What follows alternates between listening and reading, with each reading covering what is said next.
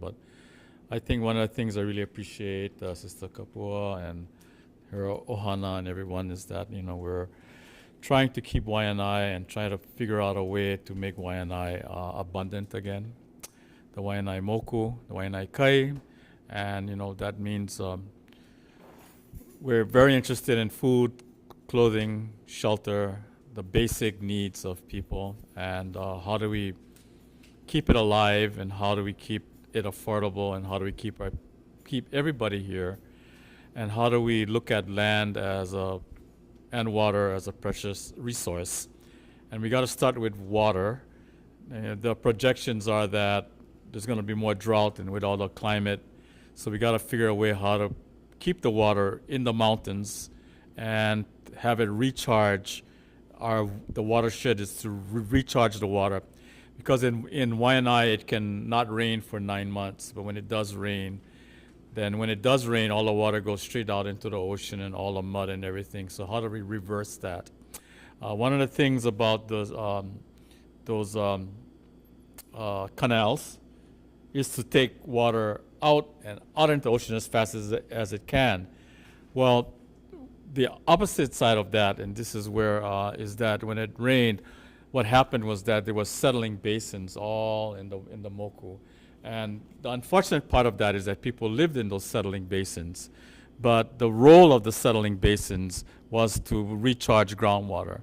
And that's what made Waiʻanae had a lot of water, because that water is stored, underground in the aquifer. But when it rains, what happens is now it goes straight out. So the idea is, where do you put your housing so that you're not in the flood zones? Because so part of us is we're looking at creating a system now. We're working in the back of Waiʻanae is to create check dams so that the rivers, that the water, when it comes down, what you do is you rechannel the water so the water goes horizontally in a contour, and it recharges some of the groundwater way up high. And these are, because in Hawaiian thinking, there's the Wao Akua, which is the forest itself, and then the Wao Kanaka is those lands adjacent to the forest. And then from there, then comes the Kula lands, and then out into the ocean, So our work is to create food sovereignty and to grow traditional food and to reforest our mountains with native plants and plants for food, medicine, fiber, adornment, energy and shelter, and clothing. We can grow all those plants here. And the biggest area, one of the biggest lands that I think that are available is Lualualei. If nothing else, we got to look at Lualualei, because Lualualei is the largest amphitheater valley in the entire state of Hawaii. Lualualei is the biggest amphitheater valley in the entire state. Amphitheater is that when you go out to Maili, you look up Mauka, you'll see how large Lualualei is, And that land does not have UXOs in it, and it has all the infrastructures of the NAD, Naval Ammunition Depot Storage. It has all the roads. It has also Puhawai Stream. The water is up in there. The infrastructures are there, and it has deep soil. Lualualei has very deep soil. Up in Waiʻanae, at Ka'ala, our learning center, the reason it never got bulldozed is because it's so rocky. And that's what kept it from being bulldozed. And so all the cultural sites are there. But the reason our kupuna went up into Waiʻanae Kai was because it was close to the water. It's not like, we're not like in Waipio and other areas where the rivers are, you can swim across the rivers, Out in Waiʻanae, we hop across the river, So the water, you have to go up high. So our kupuna went up high, and all the terraces there's rocks, but it's nestled in between, all the vegetation we're growing in between the rocks. And it's good, but the deep soil is where the productive lands are. So that's why I want to make a shout out for Lualualei. We got to get it back, and the Navy has to allow us access, and then we can feed the entire Waiʻanae Moku right there. So traditional food, traditional ways of growing, and the growing of the food is to honor the 4 grandmothers: the grandmother from the north, the south, the East and the West, and all the flavors in Grandma's kitchen. Yeah. You have Asian, you have Mediterranean, you have Indian, East Indian, you have all these wonderful spices and herbs, and we use it with our kalo, with our ulu, with our traditional food, and it's ono loa. We got to get the chefs, and this is what we're doing, is to create ways to present food and present it in such a way that it's ono, and you have to have the children involved in it. At Mauka Makai on Saturday, we had the kids doing flatbreads, we make empanadas, and it's all healthy. You know, and you stuff it with all the things that is found there, and then there's noodles that come off of it. There's, you know, all the flatbread dishes and stuff like that. But I'll stop there.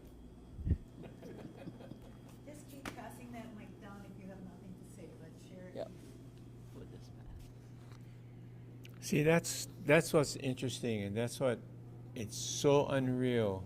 What Eric, how he presents and what he's doing, continue to do, is using the aina and not going out and bulldozing and, you know, doing all the, using the natural flow, the natural things of what the aina is all about, what needs to be done, and that's what it is.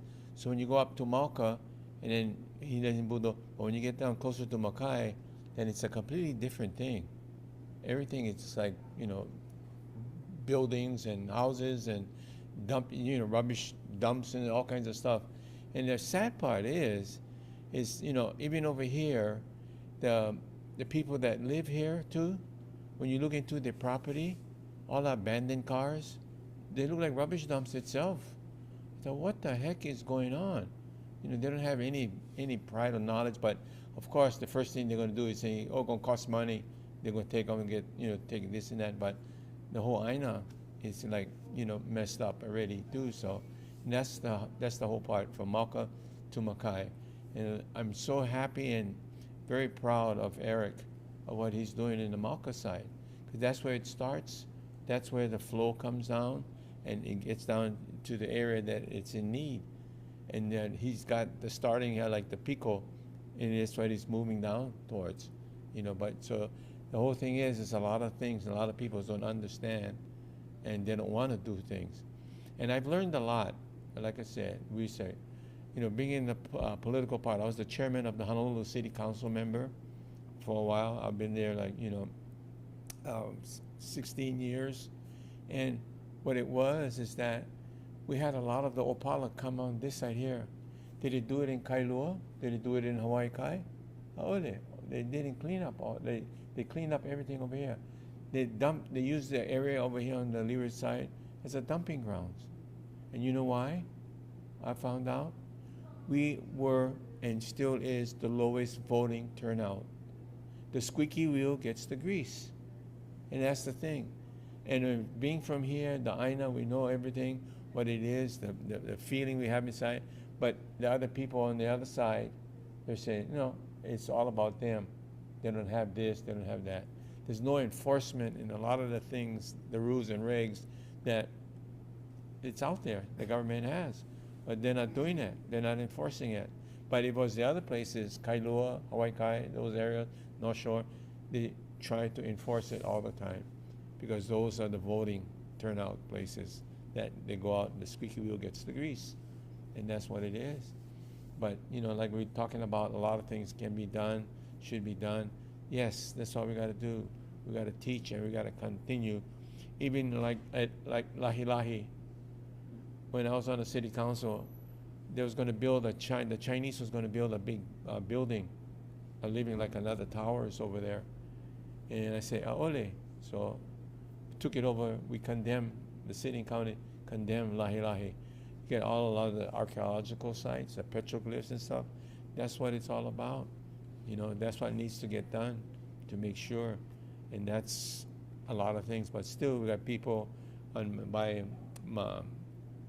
down by Makaha Beach, not Makaha Beach, but Makaha Valley Road. You know, all the people that were on top of the beach and stuff like that. They're sad. They don't have homes. They need a place to stay. But like I said, with the Civic Club, we used to go out and give them flyers for places to go. They'll look at it, they'll just crush it and throw it away. Because why? they don't like the rules, they don't like the regulations. And most of them have dogs, and most of the time people think about they're having the dogs because to protect them and everything else. No, they're saying if they go to a shelter, the shelter do not take the dogs, do not take the animals. And that's what gives them a reason. They look for every reason and excuse not to go to shelters and continue to do what they're going to do. And of course, as Eric has made mention, you know, all up Mauka side and Lulu'ule was going to build a home area which is going to have all for the homeless people up in that area. But guess what?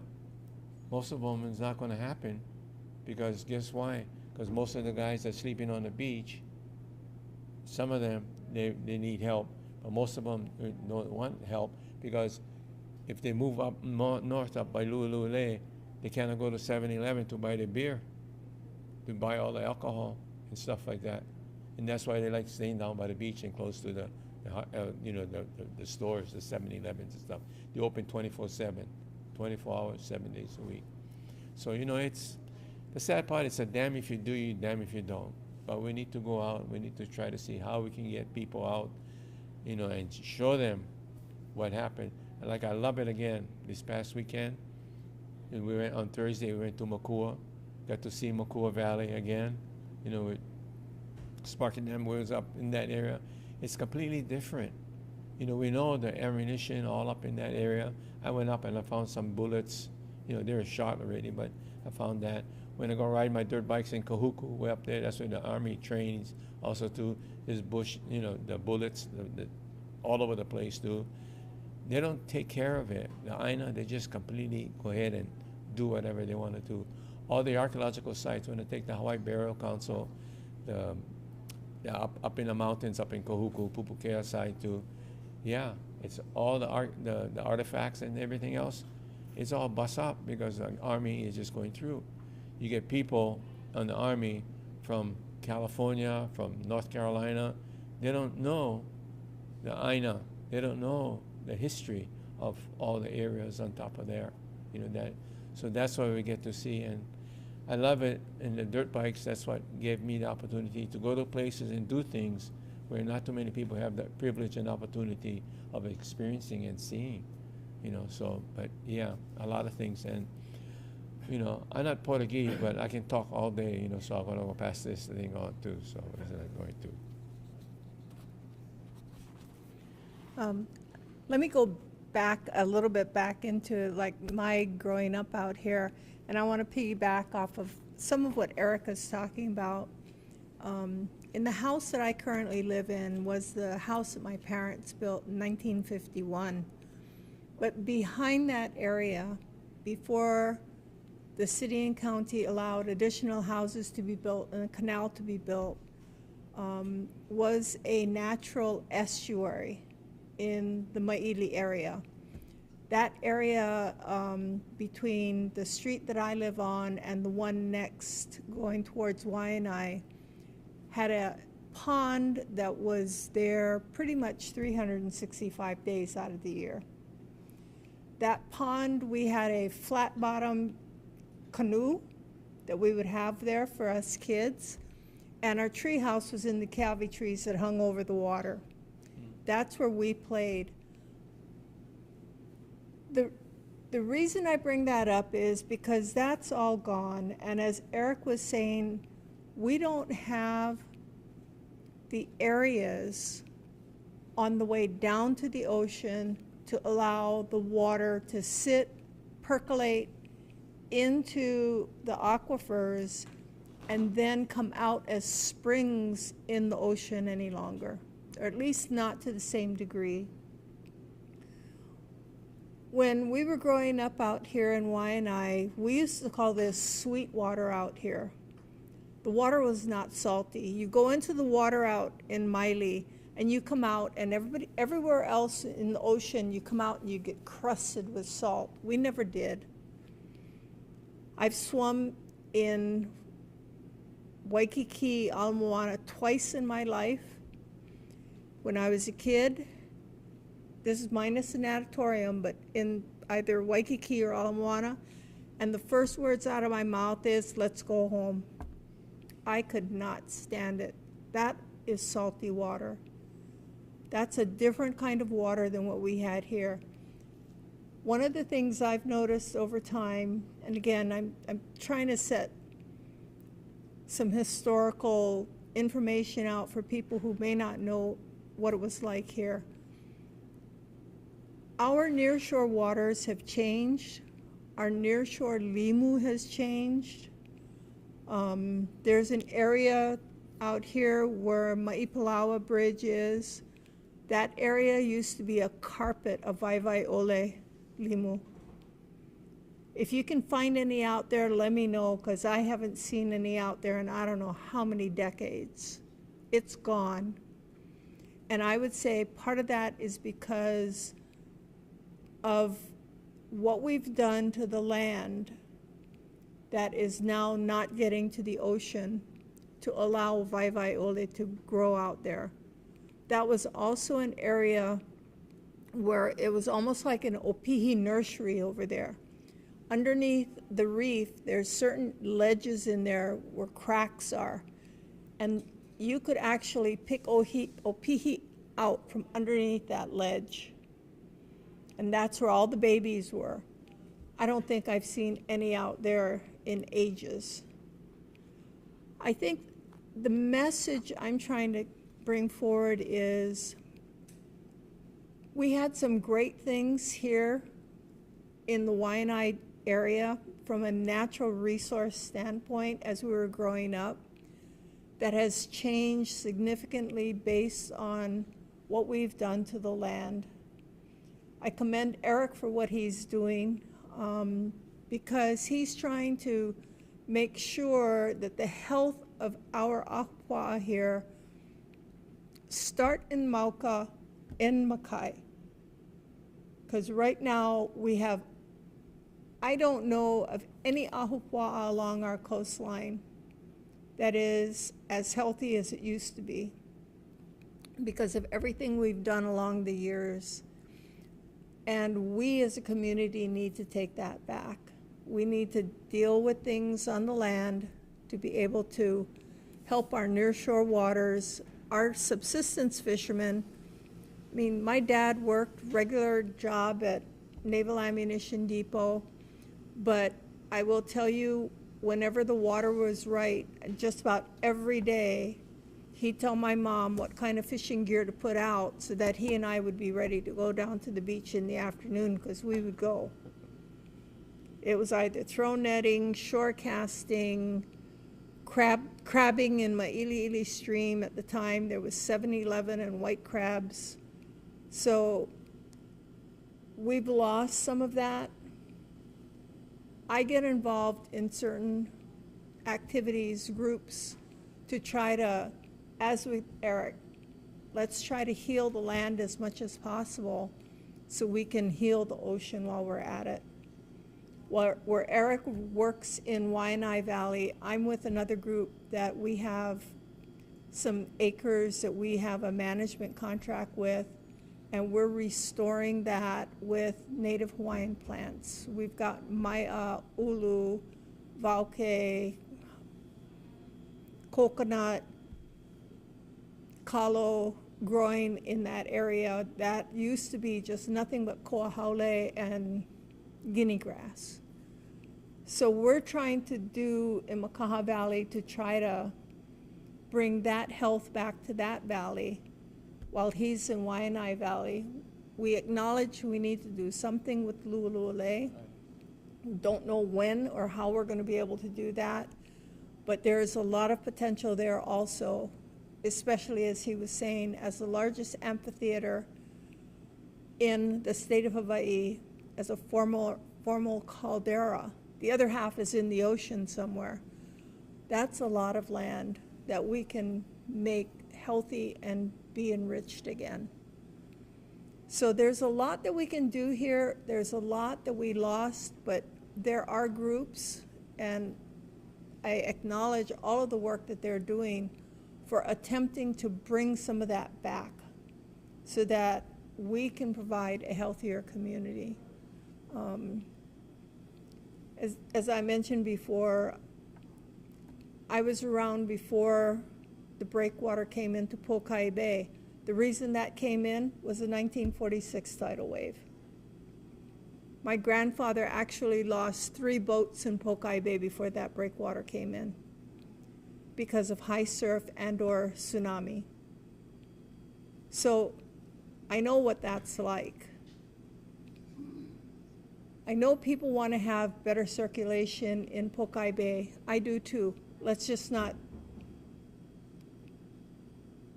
go after one thing and take us back to the problems that we had before without that breakwater. The 1946 tsunami, the water went beyond Farrington Highway, up Waiʻanae Valley Road. It went way up. It went at least a 1/4 mile inland over there, which is part of the reason why that breakwater is in there. And I know why, because the stories that my mother would tell, they all went down to go see the water recede. And as the water went out of Pokai Bay, talk about fish. Everybody was down there trying to get fish until the water started coming back in. And then they had to run for their lives up Waiʻanae Valley Road. And my uncle was one of them. It's a good thing he could run, because if not, he wouldn't have been around. So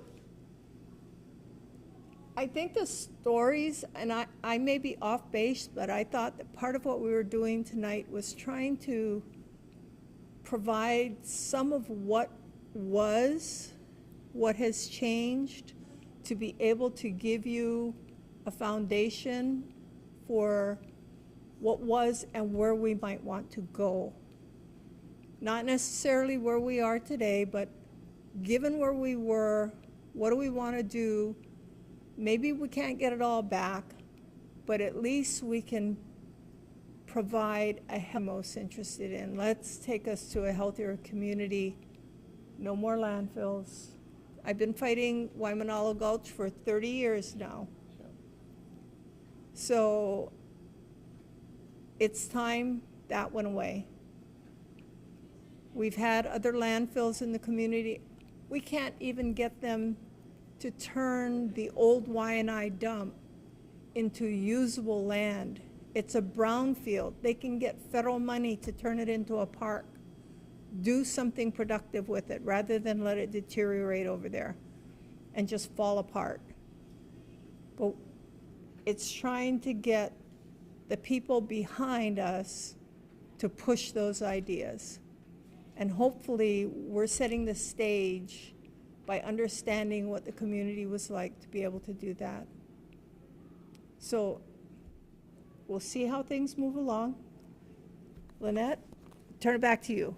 So, as the mic is coming this way, if you care to comment again, based on the things that you heard, thank you so much. That was awesome. Please do so, Yeah. and then limit your comment, and we'll pass it. Yeah, when she made mention about the fish and stuff, it's all different and stuff. Eric had the solution for that. He said if you go to Tamura's or Waiʻanae store, you can get the fish over there already too, so you don't have to go in the water and get it, Miko. So you can go to the supermarket and go buy the fish instead of diving in the water. So that would be for us non-fishermen, like me, things. But no, I'm glad you touched on the landfill. So, speaking about yesterday, right? So there is a current city council bill that is before the council, and our councilwoman will be having community meeting on it as soon as she finishes a resolution, which she hopes to identify many of the concerns that have been expressed throughout the decades, to try and get the community to rally with her as to why the Waiʻanae Moku is no longer a valid place to host an island-wide landfill. Perhaps we need to go back to the old days. Why does a landfill have to be so large? Well, because, of course, scale of economics, it makes sense. But it's not making sense to the people of Waiʻanae anymore. I don't know that it ever did make sense that we house all of Oahu's Opala but it's definitely not making sense anymore. So, like you were saying, I hope that the people of Waiʻanae pay attention to our current councilwoman, who is trying to hear all the voices of our people to try and get something out and get the message to the city council that Waiʻanae is not the place to host it. And especially when you want to, it's beautiful that we use our old traditional names like Waimanalo Gulch, which was deceptive, and that the people of Waiʻanae did not think that it was in Waiʻanae. Most recent deception was when they say Nanakuli Uka for the new site, but actually they meant in Waiʻanae Valley. So there's so much deception that goes on that is put forth by the government and many of the organizations that the government creates, and when they do it, sad to say is they actually have a decision that they want this group to come to. But we need to say that your decision is not our decision, that we need to do something different. And that means if you make Opala, and we all do, that they need to start either using technology to process it faster, better, in a smarter way, or decentralize it. And maybe other communities will start to say, hey, maybe we need to do something, because now they need to house it. They need to house their own moku, because that's what we did in the days. If you had the resources, you shared resources. If you needed it, you went and bartered with your neighbors. So that's what we need to do. And there has been the monies that were so-called allocated to the Waiʻanae, it's like it really wasn't. And it was to certain groups that were identified by Waiʻanae organizations and good-serving people, but it didn't serve the people. So let's stop with the buy-off, because that's what this current one is. It's a payout, but that payout would only be for the past extensions of Waimanalo Gulch. It does not speak to anything in the future. Anything in the future needs to have future conversations about where it's going to be, other than Waiʻanae. Let Waiʻanae take care of our Opala, and let other moku take care of theirs. Yeah, mahalo. That makes a lot of sense. I agree. How do you, because we generate, I was looking at the amount of rubbish I make every week. Wow. We're all responsible, yeah. I mean, because everything is in containers. Plus, we see it, yeah. Everything you go buy is in a container. So I look, this is terrible. I don't know what to do. We're caught in because the largest growing mountain is the mountain of trash. Yeah? Yeah. So our water and our waste is the two biggest elements we're going to deal with. Human waste and also our byproducts and the technology. You're right. You're absolutely right. The technology's got how to convert that waste, yeah, because I used to do a lot of dumpster diving before. Every time I go down to the landfill, the old days, I end up bringing back more stuff. Wood, stuff. I can use this, I can use that, so like Sanford and Sons, yeah, so, and then like furniture, you buy something and then in 3 years you take it to the dump, so, but before furniture we make, yeah, and the furniture is an heirloom that's passed down. So now, that's because we need to get into building, because for us, we build our own homes.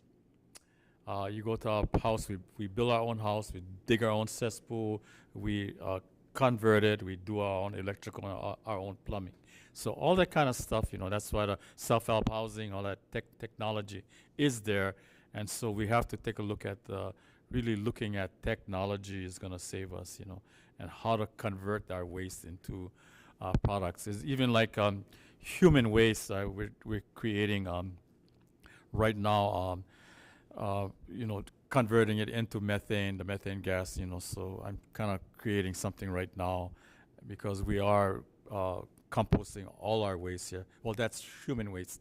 So anyway, there's a lot we need to, and the technology really got to catch up with that. And before I pass it on, the other one is the ocean. Waiʻanae High School has a saltwater well, and they're raising limu, they're raising fish, And then we have ko'a outside, outside of Waiʻanae. What we used to do was establish ko'a, and these are artificial reef. But if you do it wisely, then you can bring back the fish. So we used to do that and feed the ko'a. So, and then, there was also fish farming. There's ways to do it so that, so that's why technology. We really got to take a look at the innovation of the future. And that is where the cutting edge of biology and there's so many things that we are not even aware of.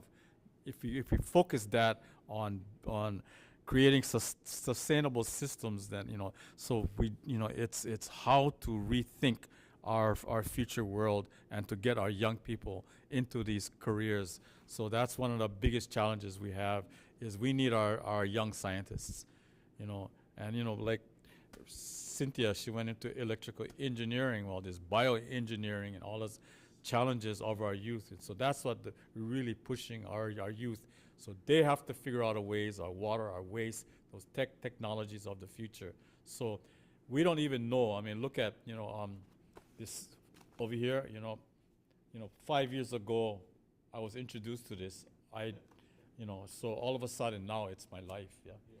And I never had a computer, but now this is my computer and everything. So what is going to change in the next 5 years? Yeah.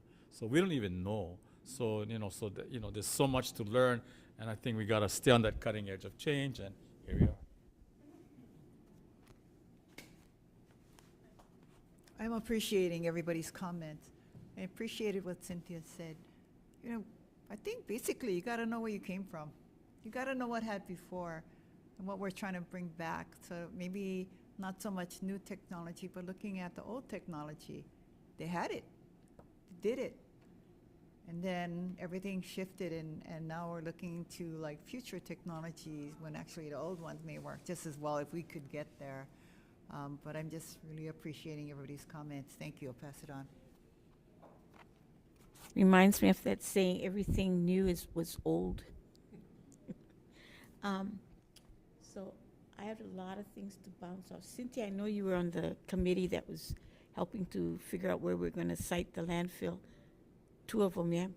The one now and the one before that. And then, John, your comments about how is it that Waiʻanae always ends up the dumping ground. So some of those kind of conclusions come because human beings set up the criteria as to where we and what will qualify as a site. So it's not, so some of much of what we need, the challenges we face isn't necessarily something that's in the physical world itself. It may actually be in the minds of human beings, people, and that's a huge challenge. And then with Eric's talk about getting Lualua back, that is a big challenge, and we need to identify those challenges, because one of the things I know about it is there are a lot of sites back there that have been designated significant that the Navy has to take care of. And whoever takes over that land have to have the capacity to maintain that level of maintenance of those significant sites. So that's a huge financial challenge. And then there are some legal challenges as to how the land transfers back. And there's been some, because in the past we always thought, well, the federal government takes the land from the state, and then when they all power with it, they return it. That's been the expectation. But there has been changes in that procedure, and that's a challenge that we have to face, because now military excess lands, especially Navy lands in Hawaii, can pass to private hands. Doesn't have to come back to the government. And when I discovered that, I was shocked, because it was like, what? When did this all happen? Who facilitated that change in the procedures? So, and all this discovery comes from people willing to sit down, like Lynette and people like Cynthia, to do the background, to do the search, to understand the past so that you can identify what the challenges are and you're not blindsided when you have the land and you find, oh, we got the land, now what? How are we going to fix this thing? So that kind of understanding and knowledge is very, very critical as part of our planning for where do we go next. So we know where we come from. Some of us have ideas about where they want to go, but to get there, you got to identify what are the obstacles that we got to be overcome so you're not blindsided when you receive the gift, is one of my thoughts about what was going on here. And I thought, Cynthia, you might have some comments that might have maybe rebutted some of the thoughts that John was saying about the homeless, because I know you worked with the homeless for a while. And I got the sense that some of the description was as if the problem is simply in the hands of the ones who are suffering the homeless situation. But I understand homelessness is not that simple. It's very complex. And you've been in the field doing that. So could you comment, please, Cynthia? So we have a broader understanding of what the challenge is with the homeless issue.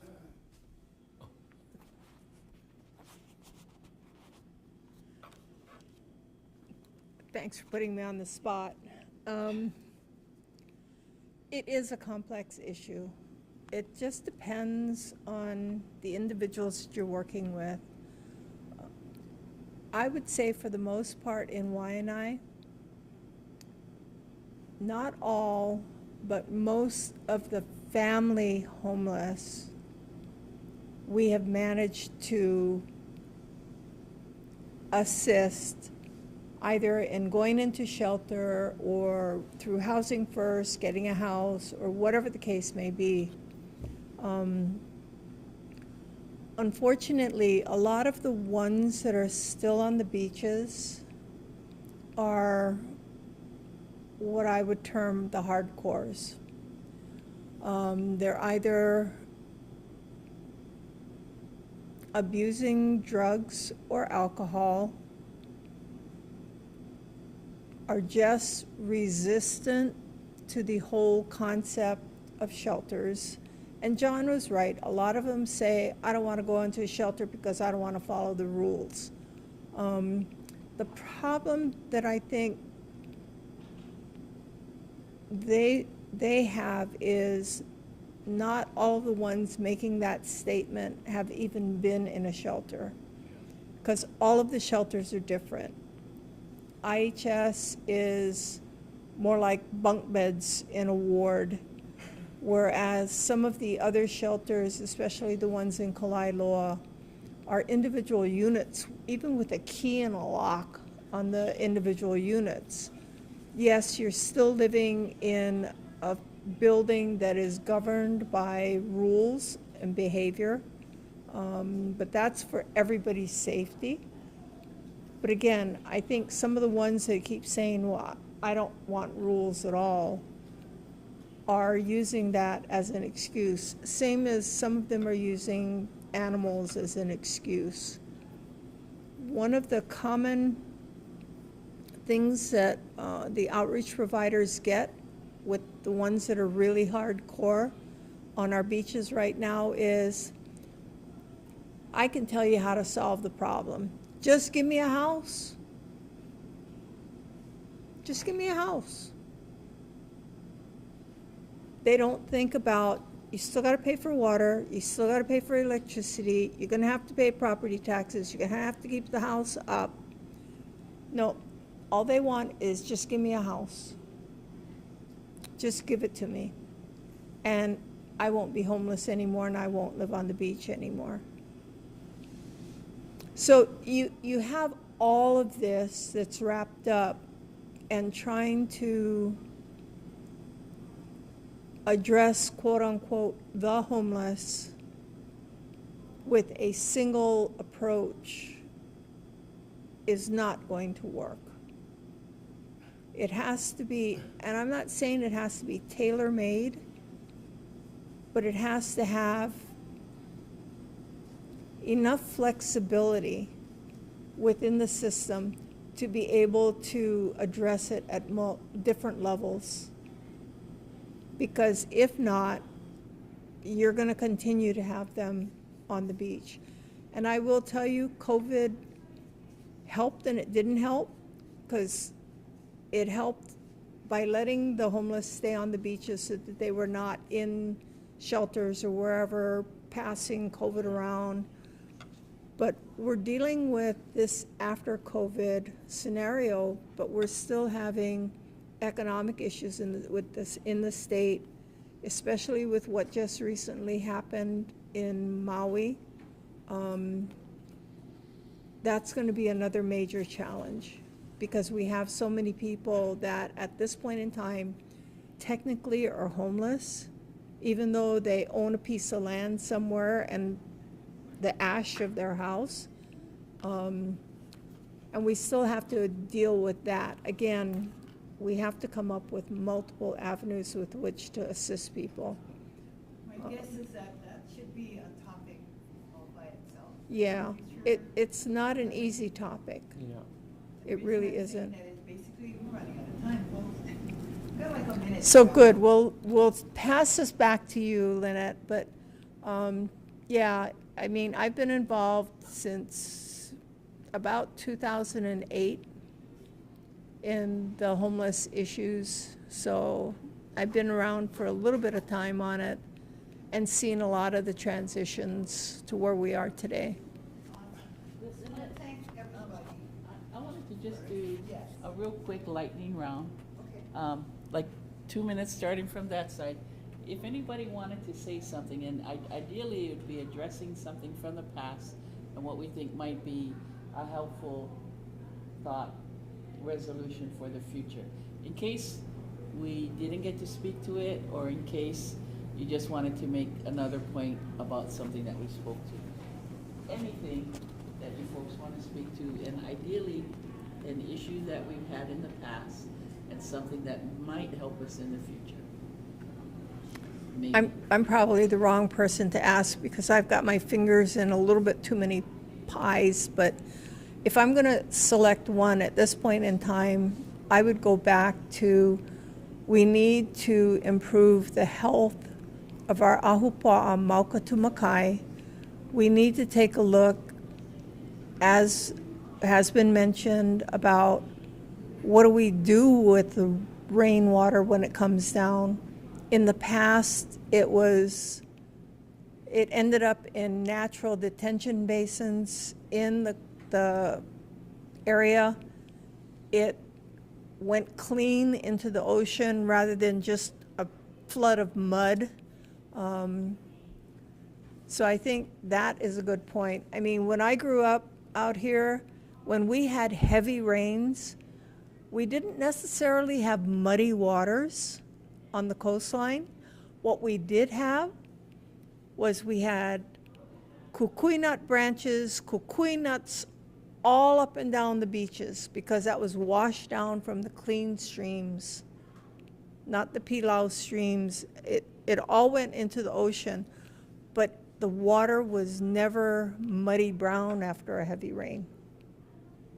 It's only been since we've started mucking around with the land and altering what we have as natural detention basins and catchment that we see what we do today. So I would say that's a big thing to go concentrate on. That's very awesome to doing that. And you might help me too, being with the Hawaiian Civic Club, we go around the beaches all the time and stuff. And a lot of people that were on the beach, not a lot, there was a bunch of people that were on the beach that weren't from Hawaii. From what we heard, they come from the mainland. They had a one-way ticket to come to Hawaii. It was cheaper for them to be sent out of whatever state there was on the mainland to come one way here, because they would have to, do what, she's doing right now. So they gave them a one-way ticket and they came here. So a lot of the people that we talked to on the beaches and stuff, when we was going out giving them places, ideas and stuff, they weren't from here. They weren't from Waiʻanae area. And that's what it is. We were used as a dumping ground, and that's what's really, really sad. So we're trying to see how we can make it work. So those are the things that I've heard, that we've heard also too. So, but other than that, having this kind of discussion, we want to say mahalo. This is what we need to do. We can agree to disagree, but what we need to do, the key to success is communication, and that's what needs to be done. Mahalo. Mahalo, John. I want to speak to houselessness. The way the situation is right now is that they're doing what they call sweeps. So we're basically taking their opala that people leave, because too often it is opala that they're leaving.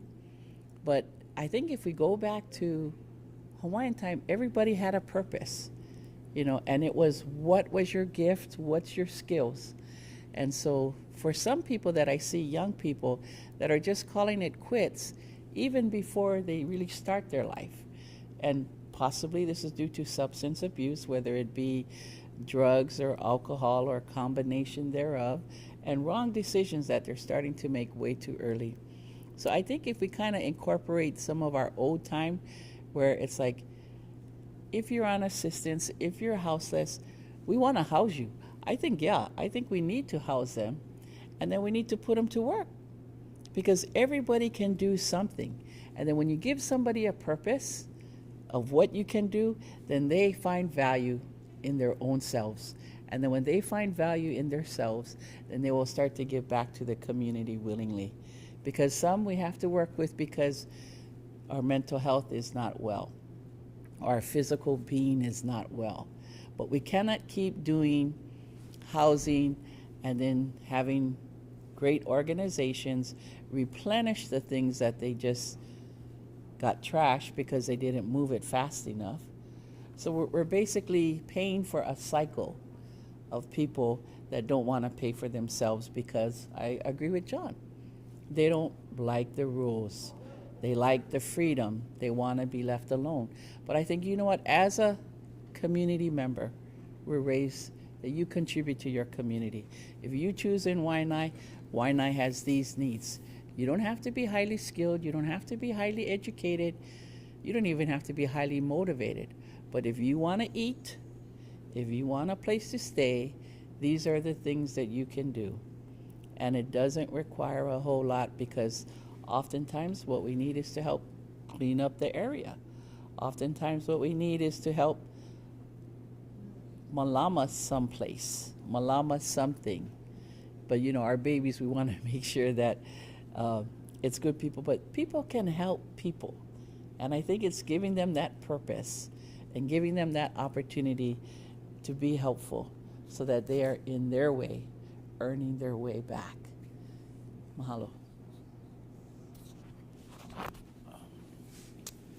Well, I just want to talk a little bit about what's happening in our nation right now and the kind of divisions that we see. And I think that is, a house divided will fall. Great civilizations crumble because of internal divisions, and that's what's happening right now. Toxic leadership, where I'm right, you're wrong. My God is the true God. Your spirituality is not right. You look different, therefore, so that's what's gonna kill us. That's what's killing this planet. That's what's killing us as a nation. Yeah. So I see that, and there's toxic leadership right in our community right now. We're struggling. Because we grew up with it's a kako thing. Yeah. So, and everybody has a chance to lead. Take turns leading. Yeah, and that's very important.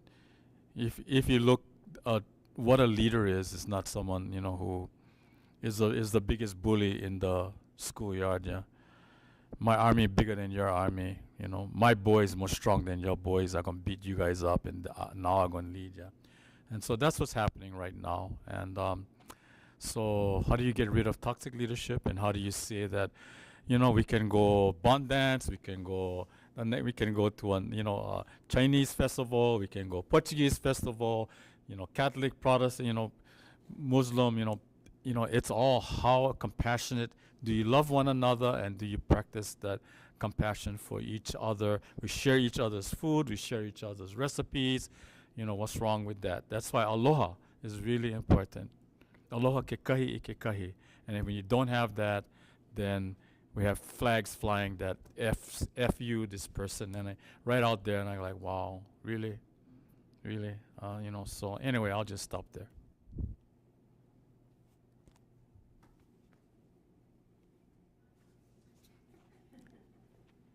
Houselessness, homelessness, close to my heart. Thanks for bringing them up.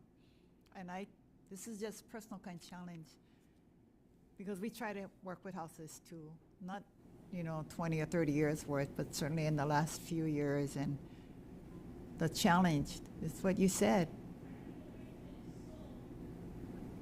I think, if anything, Kanaka in particular are challenged to express aloha to those who don't have enough. And that's kind of hard to do, because everybody's kind of like barely making it. We don't have money, we don't have programs, we don't have shitloads of help coming down from city or state or these nonprofit organizations that have money. All we got is ourselves. We got our families. We can feed you. We can talk with you. We can hang out at the beach. And we can show aloha. And I think the reason that we ought to do it is to keep us on track, to keep us from being the critic, to keep us from being able to see other people's humanity. So, and the way to do it is you give them what you got. You give them your time. You give them lunch. You talk story.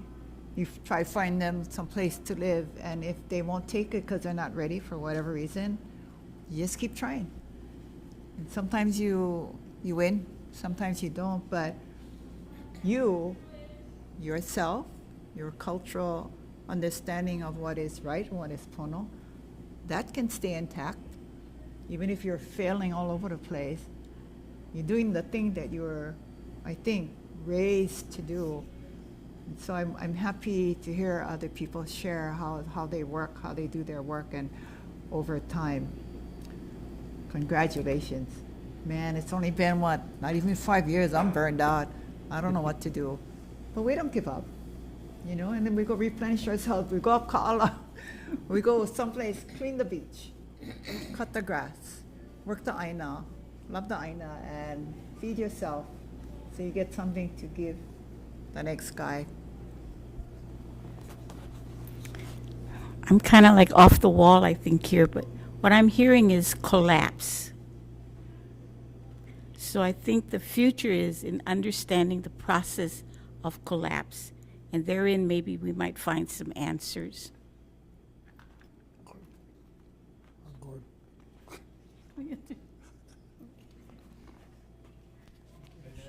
Oh, wait, one more time, and then down to you. Yeah, it's really hard to separate some of the thoughts. With Makua, the Hawaiians that had kuleana there were forced out during the war. The military at this moment says that all the kuleana land, the properties, are now theirs in fee. So some of the kupuna that shared was that they were evicted at gunpoint. Some got paid, according to the military. Today, if you're homeless, we talk about self-determination, and what would I want to determine my future as a homeless person? What in my life do I have to go through to make those choices? To be criminalized, because we've basically legislated homelessness into becoming criminals. There's no place to go unless you're following the rules, unless you're obeying the law. And in society, we have to have those considerations. But my experience working with the homeless, safe place, that they're not going to be harassed. Right now, the cops come in, they clear the place. We tried to get the state to provide luas, We tried to get the state to pick up the trash that was collected and put in a place. No, that's not part of our job. We're not doing that. So the idea was to create an environment that criminalized somebody that are the least able to defend themselves in our society, the least able to step up and improve their condition, other than stepping into an environment where you're looked down upon. People are getting paid billions to create an environment that appears to be a safe place for homeless to be housed.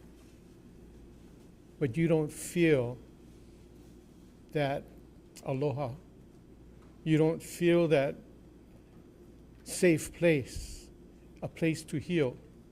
And the only place that they have is on the beach or under a bridge or away from the constant reminder that their determination was to save themselves and be in a place where they feel that their decision helps them heal.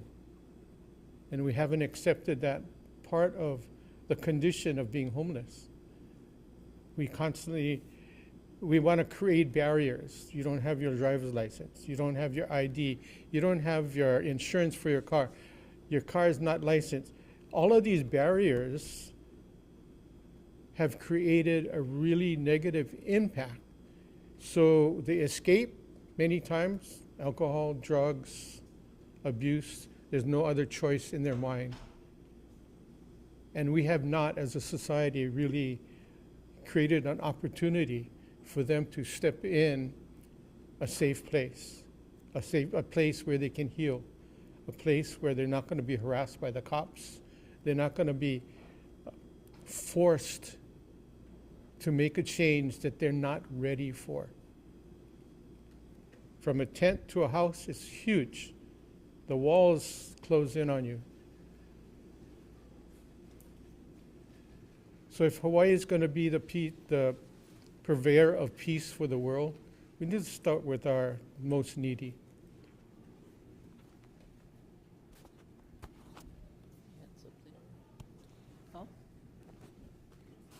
Yeah, I just want to make a point.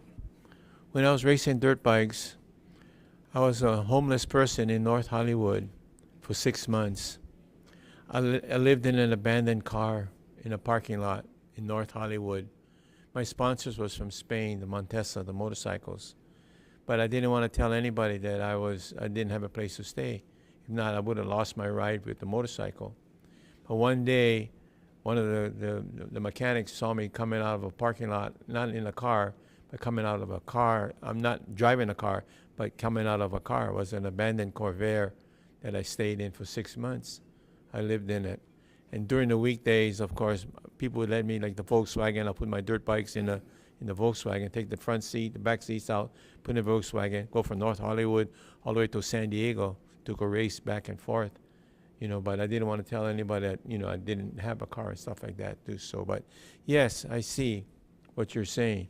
There's good and there's bad, but the sad part is we're talking about Wai anae right now, is that the beach at Lahi Lahi, right by the old Cornet 7-Eleven, the beach right there, where they had the homeless camp, they cleaned it all out right there.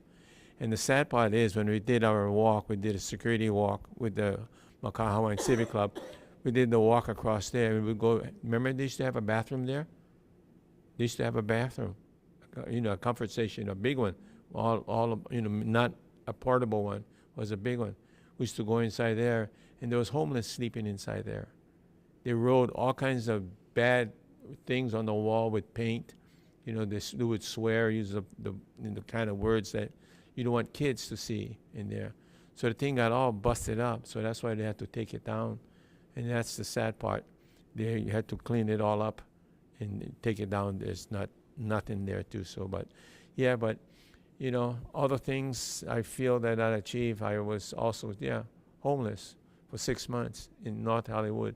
Of course, I didn't tell my mom them, my dad them, because they would fly me back home and I wouldn't be able to do what I wanted to do, was ride dirt bikes and stuff like that.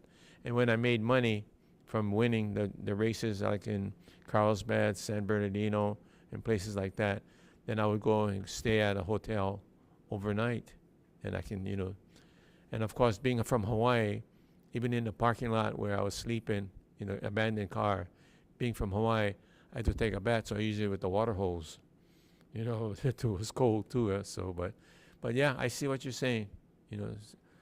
That's what happens. You got the ones that needs to be helped, wants to be helped, and those that doesn't want to. And what happens is that usually we always use the negative to take, that's why things are the way it is right now too. So you want to talk anything? Anybody? Okay, I think, Lizette, I think this is it. No, I just was going to make mention that I thought, the reason I'm here today, I thought this was going to be like American Idol tryouts and stuff. So I thought I was going to be singing with the stars, but I found out I was the biggest loser, so, but anyway. Yeah. So I just want to thank everybody for sharing from yourself your experience and things that you knew of, whether it be first or secondhand.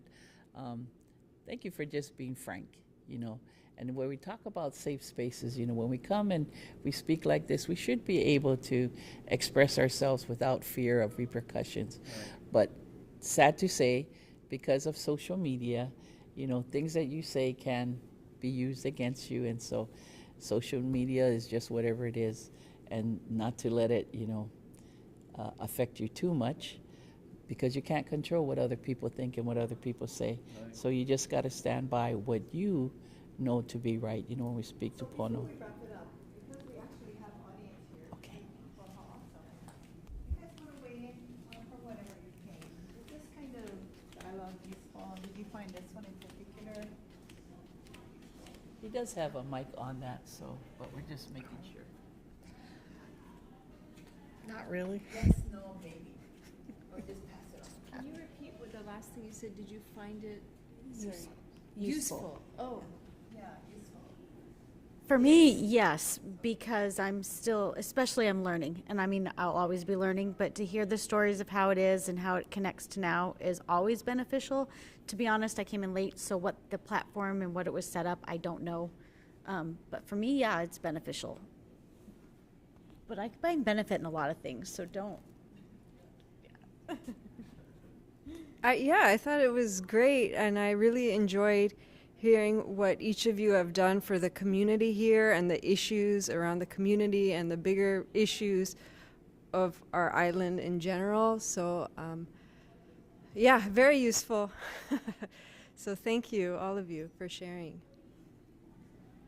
We're supposed to wrap up at 7:30, right? Okay, well, we're like almost 8 o'clock. Yeah. So.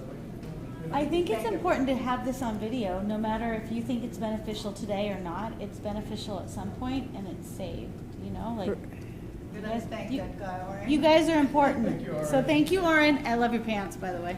Yeah, I think they're big issues that, need to be continue to be brought up and be talked about. I mean, homelessness is a huge issue. Trash is a huge issue. Fixing, healing our land from, Makai is a huge issue. And we're faced with global warming and all these other issues. Yes, thousands of issues. Yep. So we are going to wrap it up because it is beyond our time. So, Oren, like she said, thank you so much for recording this, because this here can be seen by many others that are not in this room. And whether they can learn or not or find it useful, it's, everybody has their own values. But we do have another panel next week, and that would be September 25th. We do have a couple folks confirmed, and that would be Kyle Kajihiro. He's going to be speaking to militarization and how it affects Waiʻanae particularly, but not limited to it.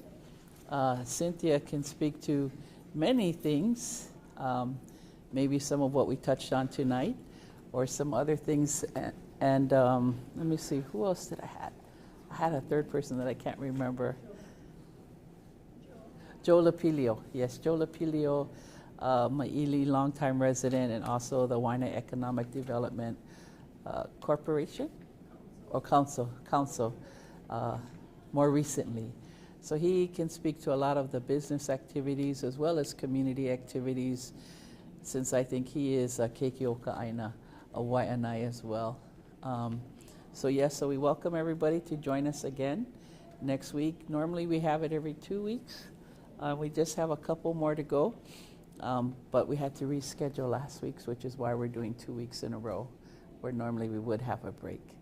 So we do want to thank everybody, and we're going to wrap it up. Mahalo to you all.